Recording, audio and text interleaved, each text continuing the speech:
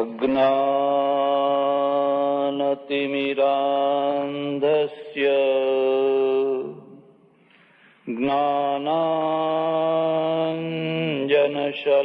ज्ञानाञ्जनशलाकया चक्षुरुन्मीलितं येन तस्मै श्रीगुरवे नमः। मूकं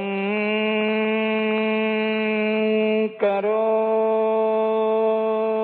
वाचालं पंगुं लंघयते गिरिं यत्कृपातमहं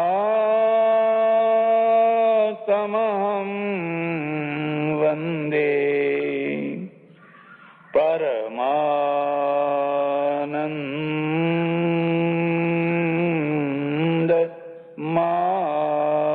माधवम्। करचरणकृतं वा कायजं कर्मजं वा श्रवणनयनजं वा मानसं वा पराधं विहितमविहितं वा सर्वमेतत् क्षमस्व। जय जय करुणाब्धे श्रीमहादेव शंभो। कृष्ण कन्हैया रामचंद्र भगवान उमापति महादेव की पवन सुत हनुमान सनातन धर्म की सद्गुरु देव की वैद्यनाथ महादेव की नमः पार्वती पते हर हर महादेव हर।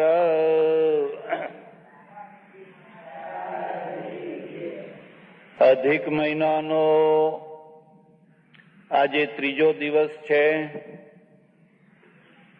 અને વાવાઝોડું આવવાના કારણે લાઇટ નથી એટલે રોજના લાઇટના દ્વારા બોલવાનો અભ્યાસ હોવાથી આજે મને બોલવામાં અને તમને સાંભળવામાં થોડી તકલીફ પડવાની। આ માઇકે ગળું ખાઈ નાખ્યું। ધ્યાન દેજો, જીવનમાં અકલ્પનીય રીતે વળાંક આવતો હોય છે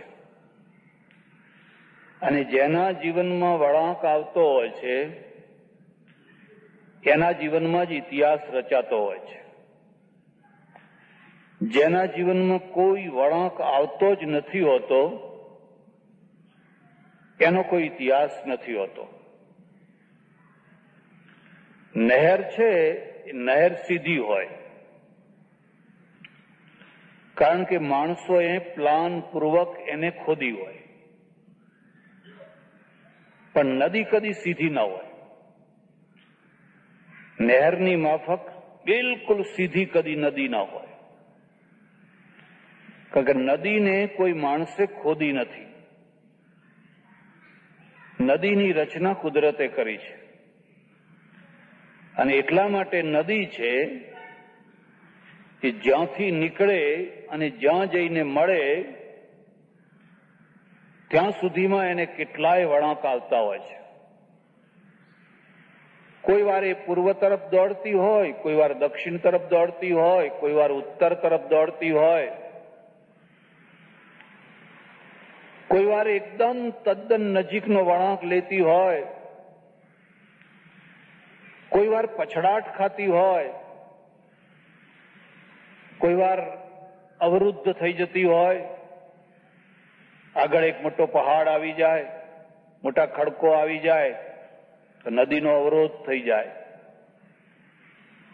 જ્યાં જ્યાં નદીનો અવરોધ થાય ત્યાં ત્યાં એક સરોવર બને, વિશાળ સરોવર બને. અવરોધ વિના પાણી અટકે નહીં અને પાણી અટક્યા વિના સરોવર ન બને. એમ માણસના જીવનની અંદર પણ કોઈ એવા અવરોધ આવે કે અવરોધના કારણે એની આખી જીવન શક્તિ સરોવરના રૂપમાં બદલાઈ જાય. એમ જ્યારે નદી પછડાય 100, 200, 400, 500 ફૂટથી, ત્યારે દુનિયાને એક ધોધ મળે, એક બહુ મોટો ધોધ મળે અને ધોધના દૃશ્યો જોવા માટે હજારો લાખો માણસો આવે. સીધી નદી હોય જ નહીં. એમ માણસનું જીવન છે એ પણ ભાગ્યે જ સીધું હોય. એમાં પણ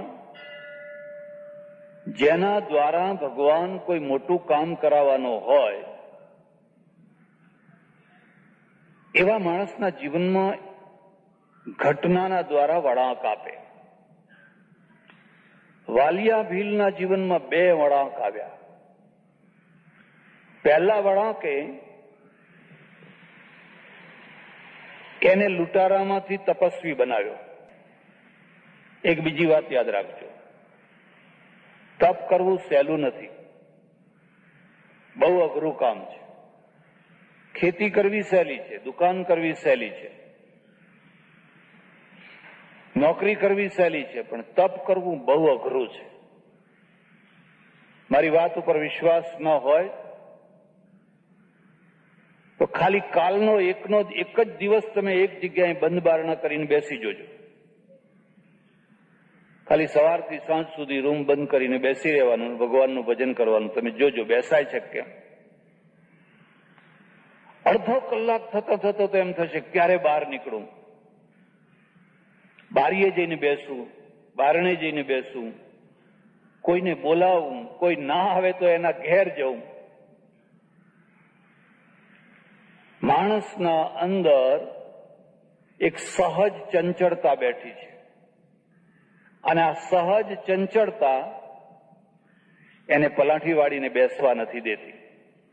બાકી બધું સરળ છે. તમે ઈચ્છા હોય તો કાલ જ આ પ્રયત્ન કરી જુઓ.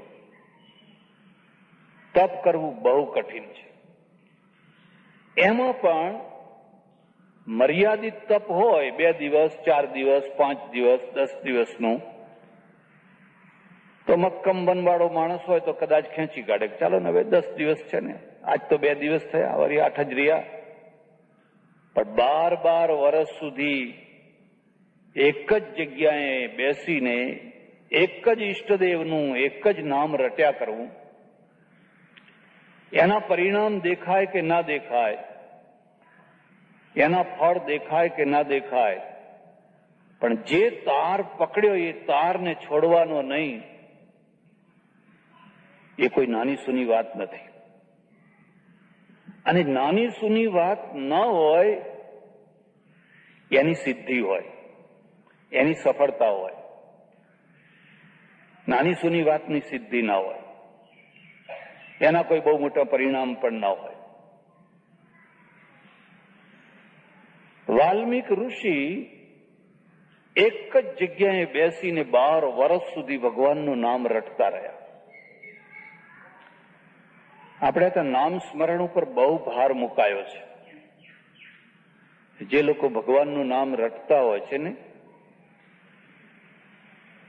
એમના જીવનની અંદર આપોઆપ બધી ઘણી વસ્તુઓ સહજ પ્રાપ્ત થઈ જતી હોય છે. એક સાધનને પડતું મૂકીને 1000 સાધનો કરવા જે દોડે ને, એને અસ્થિરતા અને ચંચળતા સિવાય કશું ના મળે. વાલ્મીક ઋષિ એક જ જગ્યાએ બેઠા અને તન્મય થઈને કથા ભગવાનનું નામ લેતા રહ્યા. એનો પીરિયડ પૂરો થયો. એક બીજી વાત યાદ રાખજો, સાધનાના ક્ષેત્રમાં સાધક જ્યારે પોતાના પરિણામો વિશે બિલકુલ અસ્પ્રિય થઈ જાય, નિષ્પ્રિય થઈ જાય, તો પરમેશ્વરને એના પરિણામોની ચિંતા જાગે. અને સાધક જ્યારે તરત જ પરિણામોની અપેક્ષા રાખતો થઈ જાય તો પરમેશ્વરને બિલકુલ એની કંઈ પરવા ના રહે. તમે સવારથી જમવું છે, જમવું છે, જમવું છે એમ પૂછપૂછ કરો તો તમને કોઈ જમાડવા તૈયાર ના થાય. પણ તમે જમવાની બાબતમાં કશો જ વિચાર ના કરો તો લોકો તમને ખોડીને શોધીને પણ તમને જમવા લઈ આવે. ચાલો ને, તમે કેમ જમવા નથી આવ્યા? હજુ સુધી કેમ જમવા નથી આવ્યા? અહીંયા ઘણા એવા લોકો આવે કે એમની નજર રસોડા તરફ જ હોય. ક્યારે ઘંટડી વાગે, ક્યારે ઘંટડી વાગે, ક્યારે ઘંટડી વાગે, અને ક્યારે વહેલા વહેલા જમી લઈએ. આવા માણસો છે એ પોતાની સાધના અથવા સાધના કર્યા વિના પરિણામોની ચિંતા કર્યા કરતા હોય છે, એટલે પરમેશ્વર એના તરફથી નિષ્ક્રિય થઈ જાય. બે વાતો યાદ રાખજો. તમે જો તમારા પરિણામ પ્રત્યે નિષ્ક્રિય થયા તો પરમેશ્વર સ્પૃહા કરતો થશે. પરમેશ્વર પોતે પરિણામોની ચિંતા કરતો થશે.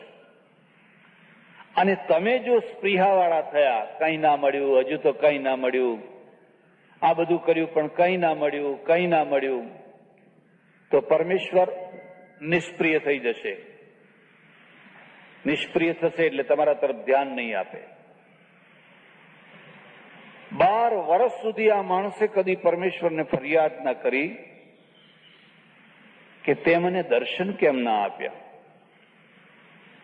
તે મને ફલાણું કેમ ના આપ્યું, તે મને ફલાણું કેમ ના આપ્યું, તે મને ફલાણું કેમ ના આપ્યું. એટલે ભગવાન પોતે સ્પૃહાવાળા થયા કે હવે મારે આની કાળજી લેવી પડશે. એ પોતે પોતાની કાળજી નથી લેતો, એટલે મારે હવે એની કાળજી લેવી પડશે. અને મારે એની કાળજી બીજી શું લેવાની છે? એક બીજી વાત પણ યાદ રાખજો, સાધનાની સાથે ભૌતિક અપેક્ષાઓ ઓછામાં ઓછી હોય તો એ સાધના બહુ ઊંચું ફળ આપે. ઘણા લોકો આવીને પૂછે, पंखा है, यहां क्या क्या मिलता है, इधर क्या क्या सुविधा है? આવા લોકોને કશું ના મળે. એટલું જ થાય કે અમને ક્યારે જલ્દી વિદાય કરવામાં આવે. હવે ગમે તેમ કરીને અમને જલ્દી વિદાય કરો. પણ કોઈ અપેક્ષા ના હોય, કશી ચિંતા ના હોય, કોઈ યાચના ના હોય, તો એના માટે આપોઆપ સગવડો કરવામાં આવે. એક બીજી વાત પણ યાદ રાખજો, હઠ કરીને માગેલી સગવડો કરતા નિષ્પ્રિયતાથી મળેલી સગવડો બહુ સુખદાયી થતી હોય છે. તમે હઠ કરીને સગવડો માગો અને કદાચ એ સગવડો તમને મળે તો પણ તમારી ફરિયાદ કદી પૂરી નહીં થાય. કારણ કે તરત જ એમ કહેશો, હજુ આ નથી, હજુ આ નથી, હજુ આ નથી, હજુ આવું જોઈએ, હજુ આવું જોઈએ. તમારું મન બગડ્યા કરશે, તમારી વૃત્તિઓ બગડ્યા કરશે. પણ તમે સગવડો માગી જ નહીં, અગવડોને સ્વીકાર કરી લીધી, પછી લોકો તમને જબરજસ્તી સગવડ આપે. ના ના મહારાજ, આટલું તો રાખવું પડશે, આટલું તો તમારે જોઈએ, આટલું તો કરવું જ પડશે. આ લોકોના તરફથી જે આગ્રહ કરીને સગવડો અપાઈ એ અનાસક્તિ છે, એ નિષ્પ્રિયતા છે. અને નિષ્પ્રિયતા છે ને એ મનને બગાડતી નથી, એ મનને સુધારે છે. એ વૃત્તિઓને સુધારે છે, વિચારોને સુધારે છે. કાલે ચાલી પણ જાય એ સગવડો તો પણ એનું દુઃખ નથી થતું. વાલ્મીકી નિષ્પ્રિય છે. ભગવાન ચિંતા કરે છે કે હવે મારે આનું કંઈક કરવું પડશે. એક બીજી વાત પણ યાદ રાખજો, ભગવાન સીધે સીધા આવીને તમને એમ કહેતા નથી કે તું આ કર કે આ ન કર. પણ જ્યારે ભગવાનને એમ થાય કે આના જીવનમાં મારે થોડો રસ લેવો છે, તો એવી ઘટના ઘટાડે કે તમારે એ કરવાની ઈચ્છા થાય અથવા એ ના કરવાની ઈચ્છા થાય. પરિસ્થિતિનું નિર્માણ કરે. આને ઘટના ગુરુ કહેવાય. શબ્દને સમજજો.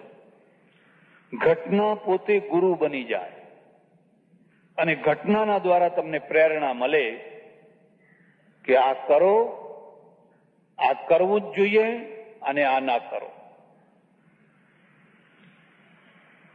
વાલ્મીકીના જીવનમાં પણ આવી એક ઘટના ઘટી. એક બીજી વાત છે, કાચા ફળને તોડો તો એમાંથી રસ ના નીકળે, અને પાકા ફળને પાકી ગયા પછી પણ જો ના તોડો તો એ સડવા માંડે. કાચા ફળને તોડવું ન જોઈએ અને પાકા ફળને લાંબો ટાઈમ ઝાડ ઉપર રાખવું ન જોઈએ. સાધના કાચી હોય અને જો તમે એને તોડી પાડો તો એમાંથી રસ ના નીકળે. સાધનાને પાકવા દો, એ પાકશે તો મીઠા ફળ આપશે. પણ પાકી ગયેલી સાધના હોય, પક્વાવસ્થાએ પહોંચેલી હોય અને પછી પણ જો એનો ઉપયોગ કરવામાં ના આવે તો પછી એ સડવા માંડે. આ બેયના ભેદને સમજજો. વાલ્મીકીની સાધના પક્વ થઈ. વાલ્મીકીને પોતાને ખબર નથી, પોતાને ખ્યાલ નથી કે મારી સાધના હવે પાકી ચૂકી છે, અને ખ્યાલ નથી એ જ સારું છે. એક બીજી વાત યાદ રાખજો, પોતાની સાધના અને સાધનાની સફળતાની સતત વાતો કરનારા કદી સાચા સાધક નથી થઈ શકતા હોતા. એ બકવાદી થતા હોય છે, બડબડ કરનારા થતા હોય છે. જેમ સાચો શેઠ હોય એ કદી પોતાના પૈસાની વાત લોકો આગળ કરે નહીં, પોતાના પૈસા કોઈને બતાવે નહીં. પૈસા કોણ બતાવે? કે જેને પૈસા ના પચતા હોય એ બતાવે. વાણિયાની પાસે લાખો રૂપિયા હોય પણ કોઈને વાત ના કરે, કોઈને બતાવે નહીં. અને બતાવતો નથી એટલે લાખો રૂપિયાને પચાવી શકે છે. એમ સાધક છે, એ સાધક પણ પોતાની સાધના કે સિદ્ધિને કોઈને બતાવતો નથી, કોઈની આગળ બડબડ કરતો નથી. અને કરતો નથી એટલે એની સાધના છે ને એને પચતી હોય છે, ઉભરાતી નથી, છલકાતી નથી, છીછરાપણું નથી આવતું. આ ક્યારે થાય? કે પોતાને પોતાની સિદ્ધિની ખબર ન હોય ત્યારે. અમારે ત્યાં એવું માનવું છે, ભક્તને પોતાની ભક્તિનું ભાન ન હોય અને પોતાની સફળતાનું પણ ભાન ના હોય. ભાન શું હોય એને? આ વાત પણ યાદ રાખજો સારી રીતે. એને ભાન હોય પોતાની દુર્બળતાનું, પોતાના દોષોનું.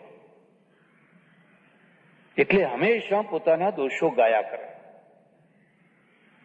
અને જેમ જેમ એ પોતાના દોષો વધારે ગાય એમ એમ એના દોષો ધોવાતા જાય.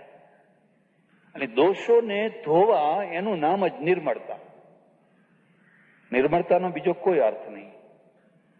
જેમ જેમ દોષો ધોવાતા જાય એ ગાતો જાય. તમે જોશો આગળ તુલસીદાસ પોતાની જાત માટે એટલા દોષો બતાવે છે, એટલા બધા દોષો બતાવે છે, અને એટલે એમનું હૃદય એકદમ નિર્મળ બન્યું.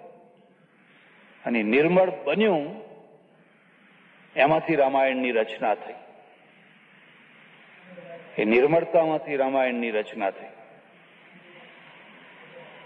વાલ્મીકી ઋષિ એટલા નિર્મળ બન્યા છે, એટલા નિર્મળ બન્યા છે, એટલા નિર્મળ બન્યા છે કે એમને પોતાને પોતાની નિર્મળતાનું ભાન નથી. નહીં તો હું પવિત્ર છું એવું સખત ભાન રહે તોય અભિમાન થાય. હું પવિત્ર છું, હું કોઈને નહીં અડું, હું કોઈનું પાણી નહીં પીવું, આવું સતત જેને ભાન રહેતું હોય છે એવા લોકો અભિમાની હોતા હોય છે. એમના મનમાં ઘૃણા બેઠી હોય છે, તિરસ્કાર બેઠો હોય છે. એમનું મન શુદ્ધ નથી થતું હોતું, હૃદય નિર્મળ નથી થતું હોતું. પરમેશ્વરે જોયું કે હવે મારે આ દુનિયાના ઉત્તમમાં ઉત્તમ સાધકની પાસેથી એક બહુ મોટું ઉત્તમ કામ કરાવવું છે. એક બીજી વાત પણ યાદ રાખજો.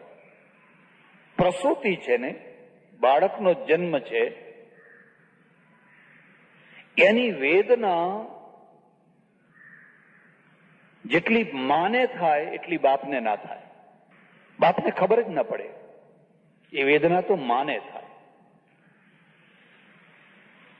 એમ પુસ્તક રૂપી પ્રસૂતિ થાય. કોઈ કવિ હોય, કોઈ ચિંતક હોય, કોઈ દાર્શનિક હોય, કોઈ વિચારક હોય, એના અંદરથી એક બાળક જન્મે. એ બાળકનું નામ પુસ્તક.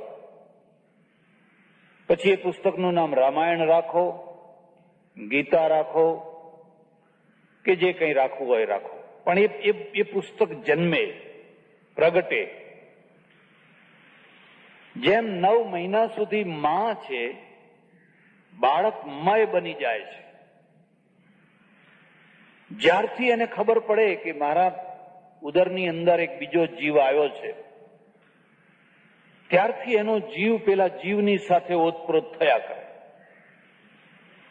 જાત જાતના વિચારો આવે, જાત જાતની કલ્પનાઓ થાય. આ વ્રત કરું, પેલું વ્રત કરું, અહીં દીવો કરું, પણે દીવો કરું. અમારે તો એવું લખ્યું છે કે આવી જે સ્ત્રી હોય એ જો ભગવાનની કથા સાંભળવા જાય અને કથા સાંભળે તો એના અંદર એક સંસ્કારની રચના થાય, એક ઉદાત્ત ભાવનાની રચના થાય. એમ કોઈના અંદરથી પુસ્તક પ્રગટવાનું હોય અને પુસ્તક હજારો વર્ષ સુધી ચાલે એવું પુસ્તક હોય તો પ્રસૂતિની પીડા જેવી જ પીડા પેલાને થાય. એ પીડા છે, એ પીડામાંથી જે પ્રગટે એ બીજાની પીડાને જાણે, બીજાની વેદનાને જાણે. તમે કદી પીડા જોઈ જ નથી, વેદના જોઈ જ નથી, દુઃખ જોયું જ નથી. હવે તમારા અંદરથી જે પુસ્તક પ્રગટ થશે એ તો જોડકણા હશે. એમાં કોઈ દમ નહીં હોય, એમાં કોઈ તાકાત નહીં હોય, એમાં કોઈ શક્તિ નહીં હોય. એ કોઈ અમર પુસ્તક નહીં થાય. અમર પુસ્તક થવા માટે કવિએ પહેલા પોતે પીડા ભોગવવી જોઈએ. કોઈને પેટની પીડા. વિવેકાનંદ ઘણી વાર ભૂખ્યા રહ્યા, ઘણા દુઃખ ભોગવ્યા. માં વિધવા, કશી આવક નહીં, ગરીબીનો પાર નહીં, નોકરી નહીં, ધંધો નહીં, અને એ જે ભૂખની પીડા ભોગવી એમાંથી વિવેકાનંદમાંથી માનવતા પ્રગટ થઈ. કોઈ ગરીબને ખવડાવો, કોઈને અનાજ આપો, કોઈને કપડાં આપો, કોઈને ભણાવો, કોઈને નોકરીએ વળગાડો. સાધુને આવું કરવાની શી જરૂર? કારણ કે સાધુએ એ પીડા જોઈ છે એટલા માટે. એને હ્યુમેનિટી કહેવાય, એને માનવતા કહેવાય. ભર્તૃહરિ છે ને, ભર્તૃહરિના ગ્રંથની અંદર તમે જોજો, તેમાં પેટની પીડા નથી. બુદ્ધના ગ્રંથમાં, મહાવીરના ગ્રંથમાં પેટની પીડા નથી. કારણ કે એમણે રાજા મહારાજાના દીકરાઓ, ભૂખ કેવી હોય એમને ખબર જ નહીં. વગર ભૂખે ખાવાનું, ચારે તરફ ભોગો જ ભોગો, પદાર્થો જ પદાર્થો. એટલે એમાંથી જે ભૂખની પીડા નીકળવી જોઈએ એ ના નીકળી, આત્માની વાત નીકળી. પણ ભર્તૃહરિના ગ્રંથમાં તમે જોશો તો એક એવી વેદના નીકળી, એવી વેદના નીકળી જે હૃદયની વેદના છે. પેટની વેદના નહીં, હૃદયની વેદના. અને હૃદયની વેદના શું છે? પત્નીની દગાબાજી. આટલો મોટો રાજા, ચક્રવર્તી રાજા, આટલી રૂપાળી પત્ની, સુખનો કોઈ પાર નહીં. પણ એક દિવસ ખબર પડી કે આ પત્ની તો દગાબાજ છે, અને એનો આઘાત પેટ ઉપર ના લાગે, એનો આઘાત હૃદય ઉપર લાગે. અને હૃદય ઉપર એવો ઘા લાગ્યો, એવો ઘા લાગ્યો, જિંદગી ભર એ ઘા દૂજતા રહ્યા. એ ઘાને રૂજ આવી જ નહીં, રૂજાયા જ નહીં. એ જે દૂજતા ઘા હતા એમાંથી વૈરાગ્ય શતક લખાયું, નીતિ શતક લખાયું. યામ ચિંતયામિ સતતમ મયી સા વિરક્તા સાપ્યન્યમિચ્છતિ જનો જનોન્યસક્ત અસ્મત્કૃતે ચ પરિતુષ્યતિ કાચિ ધન્યા દિક્તામ ચ તમ ચ મદનં ચ ઇમાન ચ માન ચ. હું તમને ભલામણ કરું છું, તમને રસ હોય તો આ ભર્તૃહરિના નીતિ શતક અને વૈરાગ્ય શતક જરૂર વાંચજો. આ પહેલો શ્લોક છે. એને લખ્યું છે કે આહા યામ ચિંતયામી સતતમ, હું રાત દિવસ જેનું રટણ કરું છું, મયી સા વિરક્તા, એને તો મારા ઉપર કશો પ્રેમ જ નથી. તો એ શું કરે છે? સાપ્યન્ય મિચ્છતિ જનમ, એ પેલા અશ્વપાળને, ઘોડાવાળો અશ્વપાળ છે એનું ચિંતન કર્યા કરે છે. અને અશ્વપાળ છે એ ગામની ગુણિકાનું ચિંતન કરે છે. અને પેલી ગુણિકા છે એ મારું ચિંતન કરે છે. દિક્તામ ચ તમ ચ મદનં ચ ઇમાન ચ માન ચ, અમને બધાને ધિક્કાર છે. એક આઘાત, એક વેદના. અને વેદનામાંથી આ વૈરાગ્ય શતક, નીતિ શતક પ્રગટ્યું. તમારું હૃદય હચમચાવી નાખે એવું, આખું જીવન બદલાવી નાખે એવું આ પુસ્તક. એમ ભગવાને જોયું, વાલ્મીકી ઋષિની પાસેથી મારે એક દુનિયાને અદ્ભુત પુસ્તક અપાવવું છે. એક બીજી વાત પણ યાદ રાખજો, કવિત્વ પુરુષાર્થ સાધ્ય નથી હોતું. બહુ પુરુષાર્થ કરવાથી, બહુ મહેનત કરવાથી કવિતા નથી થતી હોતી. કવિત્વ ઈશ્વર પ્રદત્ત હોય છે, જન્મજાત હોય છે, જન્મજાત હોય છે. તમે પ્રોફેસર થઈને કવિતા ભણાવી શકો, પણ કવિતા કરી ન શકો. અને કદાચ કરો તો એ અમર કવિતાઓ ના હોય. નરસિંહ મહેતાના ભજનો, નરસિંહ મહેતાએ કોલેજ શું હાઈસ્કૂલે નહીં જોઈ. અને નાભીમાંથી જે પરાવાણી નીકળી, આપણા પ્રીતમ સ્વામી સંદેશર, પ્રીતમ સ્વામીને જે નાભીમાંથી વાણી નીકળી, ભલભલા પ્રોફેસર એવું ના લખી શકે એવી વાણી નીકળી. કારણ કે આ ઈશ્વર પ્રદત્ત શક્તિ છે. ઈશ્વર જયારે દયા કરે ને ત્યારે કોઈના ઘરમાં લક્ષ્મીનો ઢગલો કરી નાખે. ઘરમાં પૈસો જ પૈસો થઈ જાય, બધા મલકતા મલકતા ચાલવા માંડે. પૈસો આવે એટલે બંગલો સારો બાંધો, ખાવાનું સારું, ફલાણું સારું, ફલાણું સારું, બધું સારું. પણ ઈશ્વર જયારે પૂરી દયા કરે ને ત્યારે એના અંદર કવિત્વ શક્તિ મૂકે. કદાચ ઘરમાં પૈસાનો ઢગલો ન હોય પણ મગજમાં પૈસાનો ઢગલો જ કરી. પેલી જે ઘરની દેવી છે એનું નામ લક્ષ્મી છે, પણ મસ્તિષ્કની દેવી છે ને એનું નામ સરસ્વતી છે. એટલે કોઈને તુલસીદાસ બનાવે, કોઈને વાલ્મીકી બનાવે, કોઈને કાલિદાસ બનાવે, હજારો વર્ષ સુધી અમર થઈ જાય. એના પુસ્તકો વાંચીને લોકો હો આવું લખ્યું છે. એટલે વાલ્મીકી ઋષિ છે, કાલ સુધી તો લૂંટફાટ કરતા હતા. એક બીજી વાત પણ યાદ રાખજો, કદી પણ કોઈ પણ માણસના સતત ભૂતકાળને જોયા ના કરશો. અરે આ તો કાલ લૂંટારો હતો, કાલ ચોરી કરતો હતો, આમ કરતો હતો, તેમ કરતો હતો. એ કદાચ કરતો હોય પણ એના જીવનમાં ક્યારે પરિવર્તન આવે અને આવ્યું હોય કંઈ કહી શકાય? જેસલ જગનો ચોર ટો પલમાં કીધો પી. આખી જિંદગી ચોરી કરતો હતો.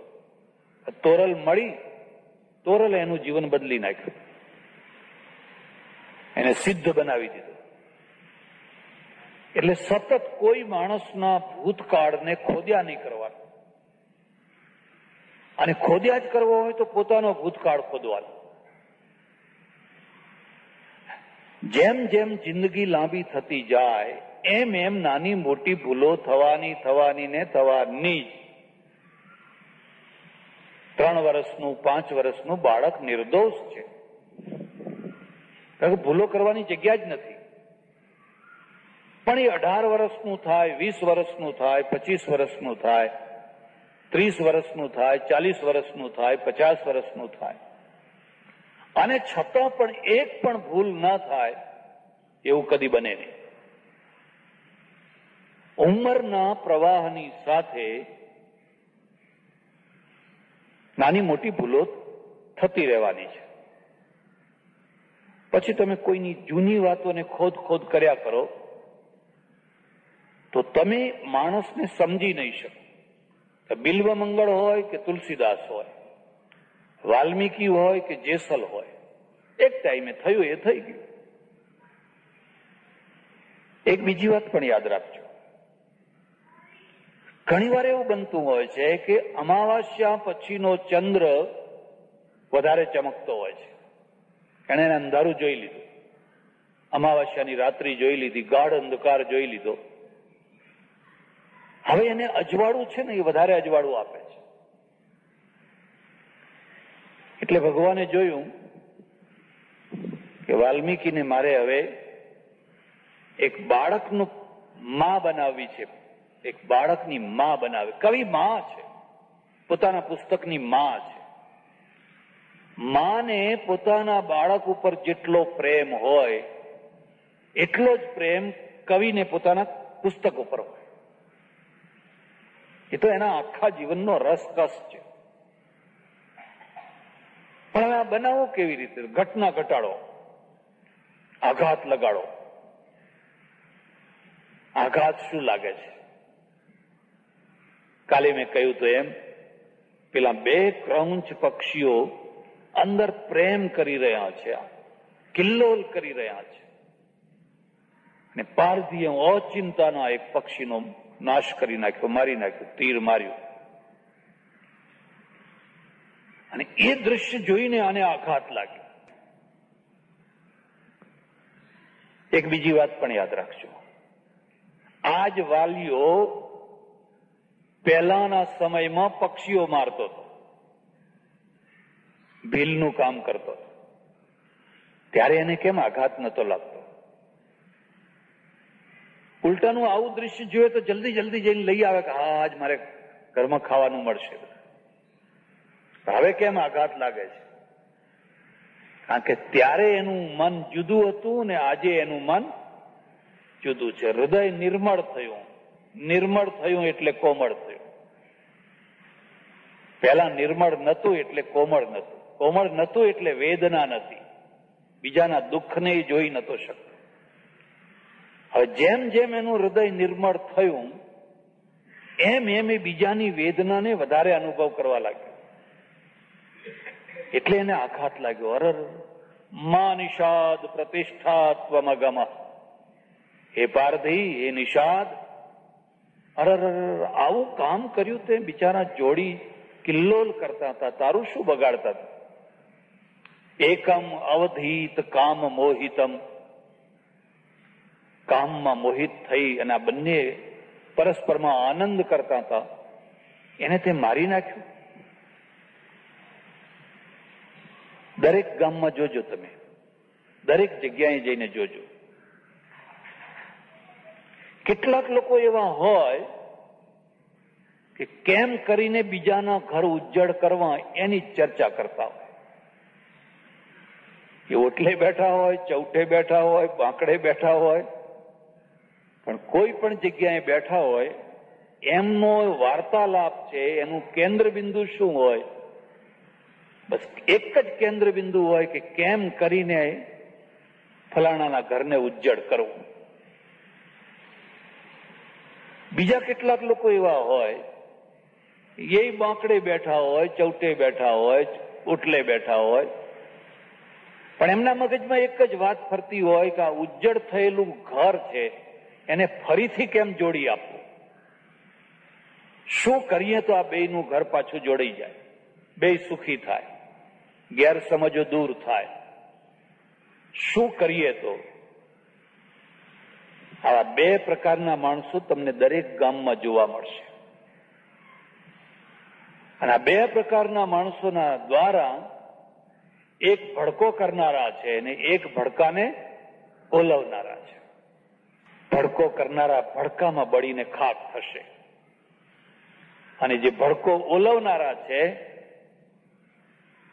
એમને વર્ષો સુધી લોકો યાદ કરશે. વર્ષો સુધી એમને યાદ કરશે કે હા હા બહુ સારા માણસ હતા, આવા માણસ હવે આ ગામમાં ક્યાંથી લાવવા? એટલે વાલ્મીકીને આઘાત લાગ્યો અને આઘાતના કારણે મગજ છે ને એને વળાંક લીધું. સ્નાન કર્યું, આવીને સાધનામાં બેઠા, ભજન કરવા બેઠા, પણ બરાબર મન લાગ્યું નહીં. એક બીજી વાત પણ યાદ રાખજો, વાણી જયારે અંદરથી નીકળવા માંગતી હોય ને, તો ગાયને દોવાનો ટાઈમ થયો હોય અને કોઈ દોવા ના આવ્યું હોય અને ગાય પોતે ઉતાવળી થઈ હોય, ઘણી વાર તો ગાયના આંચળમાંથી દૂધ ટપકવા માંડે. ટાઈમ થયો, હજુ સુધી કોઈ દોવા આવ્યું, ગાય પોતે ઉતાવળી થઈ હોય, મને દો, મને દો, મને દો. એમ જયારે ઈશ્વર પ્રદત્ત વાણી જયારે સ્ફુરવાની હોય, પ્રગટ થવાની હોય, તો અંદરથી ધક્કો આવે, અંદરથી ફુવારાની માફક ધક્કો આવે અને ધક્કાના જોરમાં પછી કાગળ પેન્સિલ લઈને બેસે, એમાં અમર વાણી ટપકવા માંડે. આજે કદાચ ના જાણે, કાલે ના જાણે, 100 વર્ષે, 200 વર્ષે, 400 વર્ષે, 500 વર્ષે લોકો એ વાણીને સમજશે. તુલસીદાસની વાણીને તુલસીદાસ જીવતા હતા ત્યાં સુધી કોઈ સમજી ન શક્યા. તુલસીદાસની નિંદા કરતા, ગાળો દેતા. પંડિતો તો પાછળ પડી ગયેલા. એમના મર્યા પછી ઘણા સમય પછી લોકોને ભાન થયું, અરર આવી દિવ્ય વાણી. એટલે પછી એ ભોજપત્ર લઈને બેઠા અને લખવાની શરૂઆત કરી. જ્યાં લખવાની શરૂઆત કરી, કલમ અટકે જ નહીં, કલમ અટકે જ નહીં. અંદરથી ફુવારો છૂટી રહ્યો છે, કોઈ લખાવી રહ્યો છે, કોઈ અંદરથી સ્ફૂર્તિ આપી રહ્યો છે. એને શબ્દો નથી ખોડવા પડતા, વાક્ય રચના નથી કરવી પડતી, વ્યાકરણ નથી જોવું પડતું, છંદ નથી મેળવવા પડતા. ધાડ ધાડ ધાડ ધાડ ધાડ ધાડ જેમ ગંગાનો પ્રવાહ વહે ને એમ અંદરથી વાણી નીકળી રહી છે. સામાન્ય માણસો છે ને એને એક દોહો લખવો હોય તો 8 અઠવાડિયું નીકળી જાય. કેટલું કાપે, વરી લખે, વરી કાપે, વરી આ શબ્દ મૂકે, વરી પેલો શબ્દ મૂકે, કશું અને કઈ એમાં ઠેકાણું ના હોય. વાલ્મીકીએ રામાયણની રચના કરી સંસ્કૃતમાં, અને એ રામાયણની અંદર એમણે શું લખ્યું એ હું તમને કહું થોડું સંક્ષિપ્તમાં. એ રામાયણની અંદર એમણે રામનું વર્ણન કર્યું. પ્રશ્ન પૂછ્યો, અત્યારે સાક્ષાત ધર્મરૂપ મનુષ્ય કોણ છે? આવો પ્રશ્ન પૂછાયો. આ દુનિયાની અંદર અત્યારે એવો કયો માણસ છે જે મૂર્તિમાન ધર્મરૂપ હોય? શાસ્ત્રોનો ધર્મ નહીં, પુસ્તકનો ધર્મ નહીં, માણસ જીવતો જાગતો માણસ પૂરેપૂરો ધર્મમયો. પછી કથા શરૂ કરી, બધી લાંબી લાંબી લાંબી લાંબી લાંબી. કવિમાં તો એટલી વર્ણન શક્તિ હોય, એટલી વર્ણન શક્તિ હોય, અને વર્ણન શક્તિમાં એટલો રસ મૂકે કે વાંચનાર સાંભળનાર રસ તરબોળ થઈ જાય. એને વર્ષો વીતી ગયા. એ પણ તમને વચ્ચે કહી દઉં કે વાલ્મીકીનો રામ એ રાજા રામ છે, ભગવાન રામ નથી.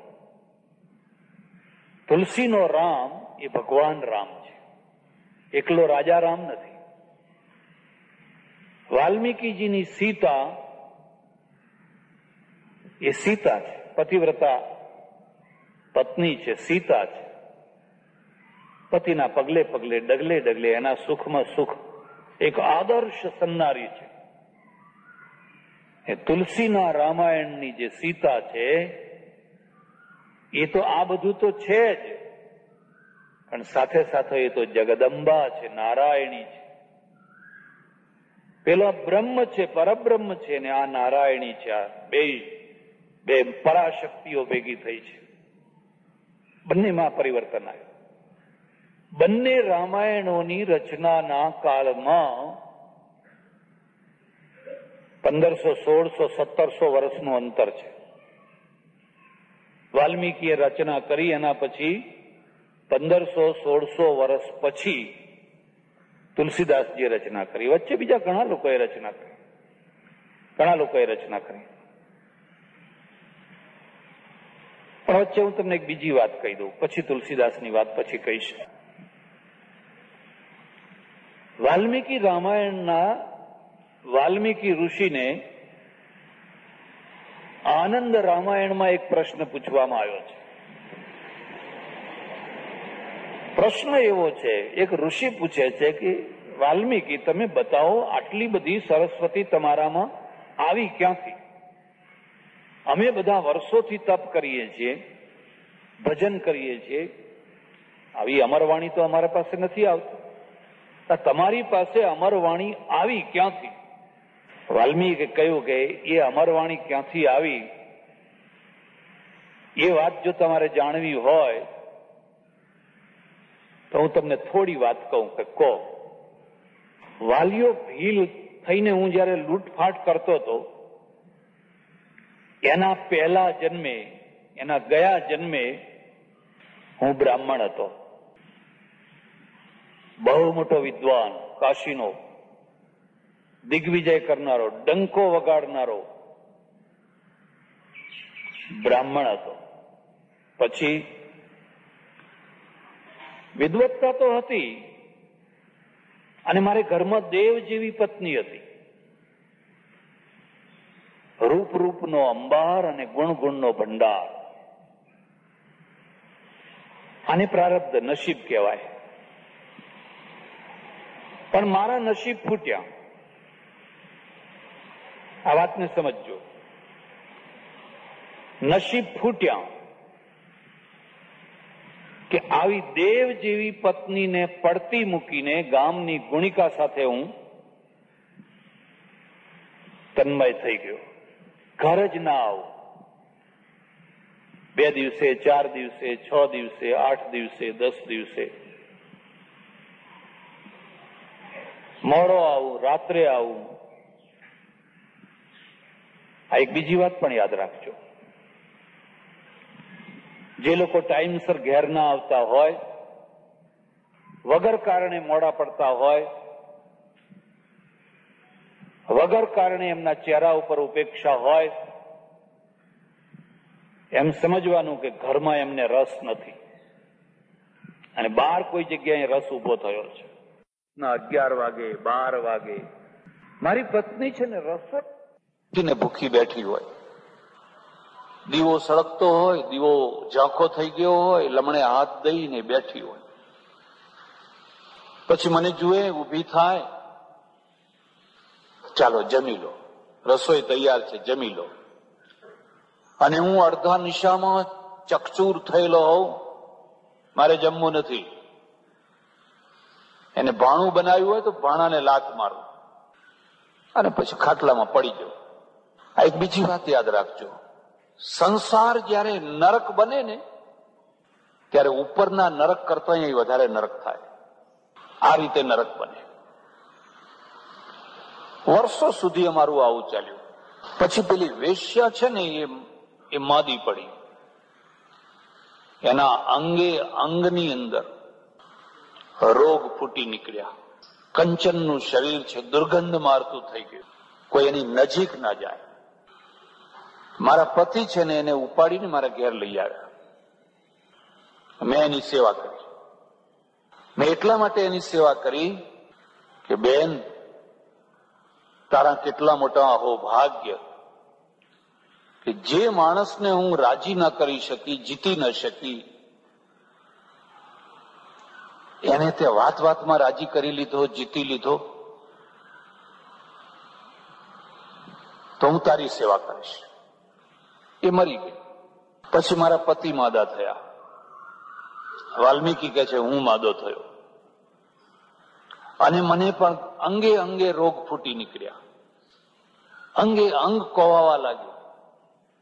મારી પત્ની છે ને મને મૂકીને ખસે નહીં, જરાય ના જાય. કેટલાક લોકો સુપર ખાનદાન હોય. સુપર ખાનદાનનો અર્થ એ થાય કે ભૂંડામાં ભૂંડી દશામાં પણ ખરાબમાં ખરાબ માણસ હોય તો પણ એનો સાથ ના છોડે. સારા માણસનો સાથ છોડી દે તો વાત જવા દો. દુઃખ પડે ને સાથ છોડી દે એ વાત જવા દો. પણ ખરાબમાં ખરાબ માણસ હોય ને ભૂંડામાં ભૂંડો હોય ને ભૂંડામાં ભૂંડો સમય હોય તો એ સાથ ના છોડે. મારી પત્નીએ મારો સાથ ના છોડ્યો. મને એટલું દુઃખ થાય, એટલો પસ્તાવો થાય, એટલો પસ્તાવો થાય કે અરે આ દેવ કન્યાને મેં આટલું દુઃખ દીધું, હું આને ઓળખી ન શક્યો અને આ મને હજુ છોડતી નથી. હું એની સાથે આંખ ના મેળવી શકું. મનમાં ને મનમાં દુઃખ ને દુઃખ ભોગવ્યા કરું. પેલી મને આશ્વાસન આપે, ભગવાનમાં મન રાખજો, ભગવાનમાં મન રાખજો, ભગવાનમાં મન રાખજો, તમારું જીવન સુધરે, તમારું મરણ સુધરે. જીવન ના સુધર્યું તો કઈ નહીં, મરણ તો સુધારો. પણ મારા અંદર વીંછીઓના ડંખ વાગ્યા કરે. અરે મેં આને દગો કર્યો, આને મેં છોડી, આની ઉપેક્ષા કરી. જે દિવસે મારે મરવાનું હતું તે દિવસે પેલી સ્ત્રીએ કહ્યું કે તમે એક કામ કરો,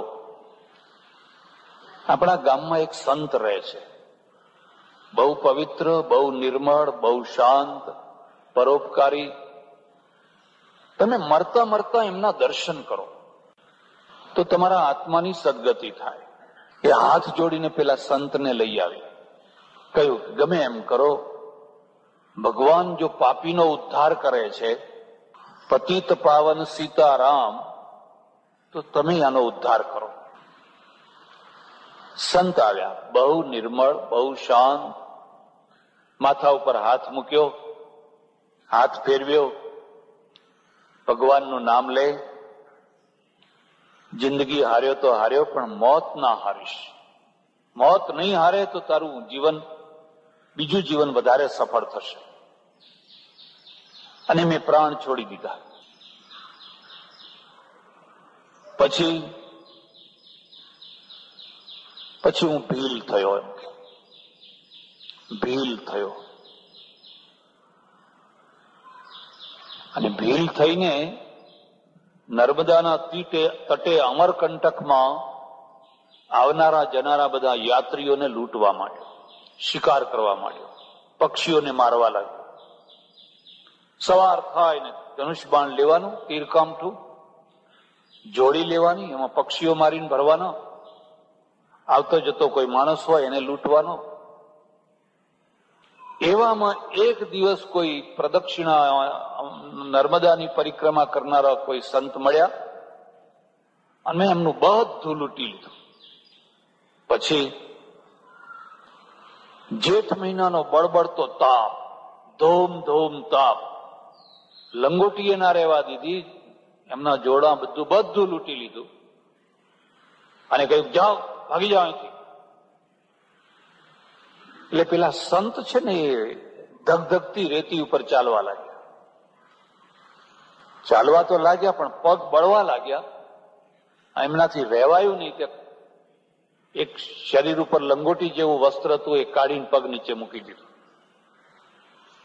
બળતા પગને. કારણ કે કોઈ ઝાડ નહીં, કોઈ છાયો નહીં. અને મને દયા આવી. અરે રે, એના જોડા એને પાછા આપવા દે. એટલે હું દોડ્યો અને મેં જઈને કહ્યું, લે આ જોડા પહેરી લે, તારા જોડા તું પહેરી લે. અને મેં એના આપેલા જોડા પેલા સંતે પહેર્યા. અને સંતનું હૃદય એકદમ ઠર્યું ને કહ્યું, જા બેટા, ભગવાન તારું ભલું કરશે. પેલા વાલ્મીકી કહે છે, ઋષિ આ ધગધગતા તાપમાં મેં એને જોડા આપ્યા, એનું જે પુણ્ય બંધાયું એ પુણ્યના કારણે આ સરસ્વતી પ્રગટ્યા. ઓ શું વાત કરો છો કે આ એક જન્મમાં હું બ્રાહ્મણ થઈ અને નીચે ગયો, એના પરિણામે ભીલ થયો. પણ એ ભીલ થઈને પણ મારા અંદર આ દયાવૃત્તિ આવી, પેલા દર્શન કરેલા એટલે. અને દયાવૃત્તિમાંથી આશીર્વાદ મળ્યા કે જા ભગવાન તારું ભલું કરે. એમાંથી આ સરસ્વતી આવી. સજ્જનો, આ આનંદ રામાયણની કથા છે. ઘણી રામાયણો છે, એમાંની એક આનંદ રામાયણ છે. પણ એટલું નક્કી છે, કવિત્વ શક્તિ છે ને એ અંદરથી પરમેશ્વરે આપેલી હોય છે, મહેનત કરવાથી મળતી હોતી. એ વાલ્મીકીએ અદભુત ગ્રંથની રચના કરી અને 1500-1600 વર્ષ વીતી ગયા, 1700-1800 વર્ષ વીતી ગયા. કોઈ એમ કે છે કે રામાયણની રચના પહેલી શતાબ્દીમાં થઈ, કોઈ કે છે ઈસુ પૂર્વ પહેલી બીજીમાં થઈ, કોઈ કહે છે ત્રીજીમાં થઈ. ધાર્મિક દ્રષ્ટિએ તો બહુ જૂના કાળમાં રામના સમયમાં થઈ, પણ ઐતિહાસિક દ્રષ્ટિએ કહું છું. આ રીતે એક ગ્રંથની રચના થઈ અને એ ગ્રંથે વર્ષો સુધી લોકોને પ્રેરણા આપી.